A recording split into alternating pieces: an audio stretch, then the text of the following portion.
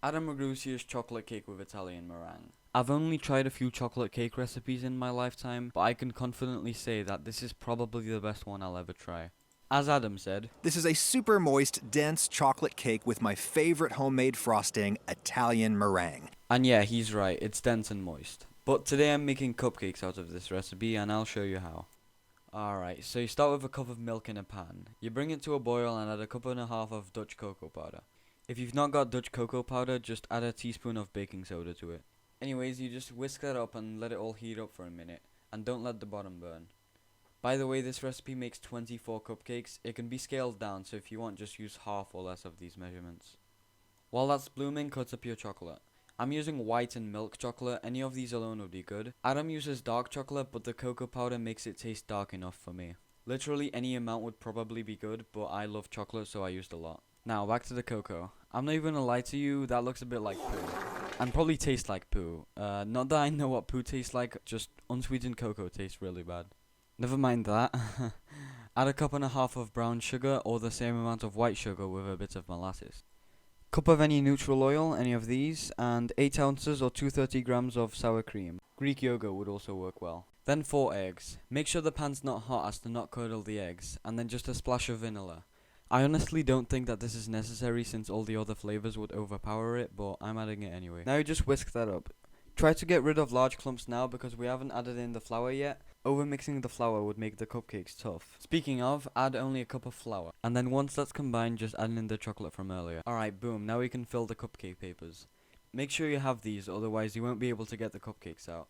That should probably go without saying, but I definitely haven't made that mistake before. I don't know what I was thinking. Anyways, now you just fill them up. I'm using a spoon and it works alright. A batter separator would also work well, but I've not got one, so I'm just using the spoon. Then you put it in a preheated oven.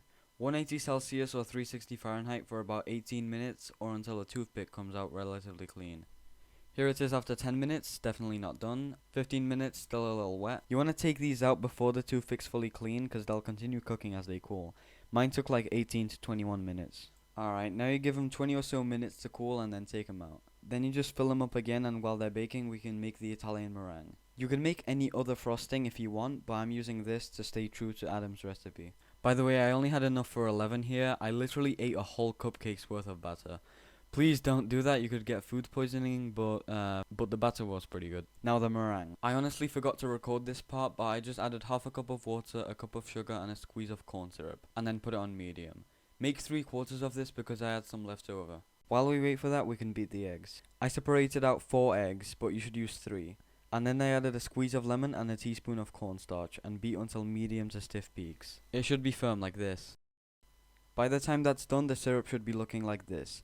Remember, you do not want it to caramelize. If you do, the meringue will be grainy. So when that's done, slowly drizzle the syrup into the meringue while beating. Be very careful with this, I got my grandma to help. Once that's back at stiffish peaks, just put it in the fridge. Oh, and by the way, use a heat-proof bowl for this. Once you got your cupcakes out, just wait for the meringue to sort of stiffen up in the fridge and for those cupcakes to cool. During which time I'll just eat my signature good-ass salad. Recipe for that coming soon. Alright, so once your cupcakes are cool, just put your meringue in a piping bag. This is honestly my first time using a piping bag, so I don't know which nozzles are good. So I just went with this one, but use whichever. I used to use a plastic bag, which probably does the same job. Filling that up, a spatula is probably better than a spoon, but I've got no experience with this, so I've got no idea. I'm just squirting that onto the cupcakes, looking pretty good, and like Adam Ragusea, I'm adding sprinkles because I'm a child. Plus, sprinkles are hella fucking balls to the walls awesome, dude. Store these cupcakes for at least a day because the meringue on top sets up nicely like a marshmallow. In the past I experimented with adding a teaspoon of gelatin to the meringue, just after the syrup is mixed into the meringue and still hot. You could try that, but I didn't this time because I'm making it for a vegetarian. Alright, so there you have it. I hope you enjoyed that. If you made these cupcakes and they're good, leave a comment. Or just leave a comment in general if you got any food requests or criticism. Also check out Adam Ragusea's channel. He's really good and he's probably the reason I started cooking. Anyways, I'll see you nerds later.